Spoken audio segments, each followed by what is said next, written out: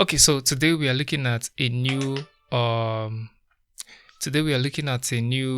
simulation lab. So this time around we are looking at the Nobook Chemistry Simulation Lab. So we're going to be doing quick experiments here to see some of the things that we can actually do on this particular app. So I'm actually going to do an experiment to first of all see the reaction of what will happen when I add acid to water and what will happen when I add water to acid. So first of all, we'll get our round bottom flask. So I'm going to quickly select that, the round bottom flask. Then we get our acid, okay, distilled water, and then concentrated sulfuric acid. So basically this is all we did for now. So first of all, let's try adding acid to water to see the reaction. So I'll open up the cork and quickly add our acid to our round bottom flask. Okay.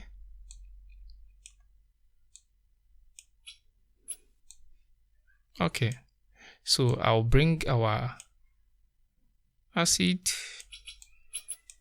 and then add it to the distilled water to see if there will be any particular reaction.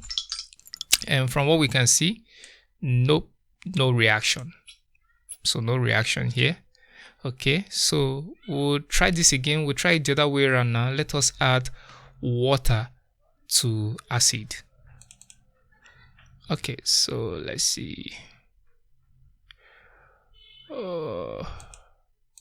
Let's remove this, then bring in a new container. Okay, so this is now an empty container. So first of all, we are now adding the acid first. Let's first of all add the acid. Good. And then we cover it properly. And then we add our distilled water to see what the reaction will be like. Now, did you notice any visible reaction? Obviously, it shows that it is always better to add acid to water and not water to acid, because it could explode in your face and you could get injured or burnt in the process. So that's basically what this is trying to show us. So let's quickly try other experiments. So we're going to do the litmus experiment. So we're going to check for base and then we are going to check for acid. So we are going to use a beaker this time around. So a 250 ml beaker will do. And then we go back to our acid. So we get a concentrated sulfuric acid. Alright, so we pour it in. We pour in the concentrated sulfuric acid. Good. And then we cover. Then we go back to get our litmus. So we're going to first of all check for litmus here. Okay, so let's see. So this is an acid. And we add our litmus to it. Now you see. So it changes to red in acid. So let's try to see if you can do the same for a base, all right, or an alkali. So we go back again, we get another 250 ml. Let's see. So we get another 250 ml and we look for a base this time around. So let's use sodium hydroxide which is a strong alkali, a strong base. Okay, so we pour in.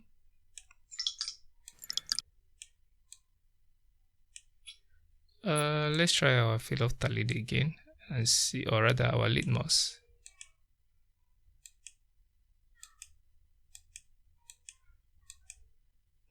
Now you see. So from our test here, with litmus it changes to acid, changes to red, and with base it changes to blue. So this is just the basic things that you can do on Nobook Chemistry Virtual Lab. And it's also an interesting thing that so many of the experiments can be carried out. So let's even try something.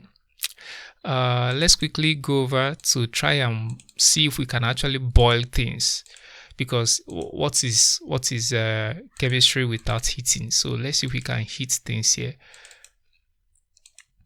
So we quickly go over to our toolbox and see. Let me get our assistive devices. So let's use a clamp. Oh yeah, we'll be needing a clamp. Oh wait a minute. Let's get something better. Yeah, something that can have our container. Yeah, let's use a ring stand. So with the ring stand, let's bring it down a little and then go back to our container. We are still going to make use of a beaker. Let's see, 250 ml is okay. So we put it up here and then we go to our liquid. This time around we'll be using just our distilled water. So let's try and pour in some water that we're going to boil. So just little water so that it can boil quickly. Then cover this. Let's still bring this down a little, and then we go and burn some things, you know. Yep. So we're going to be using an alcohol burner this time around, and we place the alcohol burner underneath. We open it and then we light it. And we're going to watch this to see the reaction of what will happen after it has boiled for a while. So we are heating it. So you can see already from this, you know that you can actually heat things on this particular simulation lab. So you can actually do a lot of things with this particular lab. It's actually an interesting platform to use to teach your students, though some of the things are not free. You get to pay for it, but majority of the things that you will need is actually free. So it's actually a good platform with which to teach chemistry. It's very interactive, especially for schools that don't readily have access to a laboratory. So, but this brings out is still the same physical functions that we see in the laboratory. So practically you can do a lot of things on this particular app, a lot of things. So that's basically it, and I'll see you in our next video where we'll be testing out the physics part of this.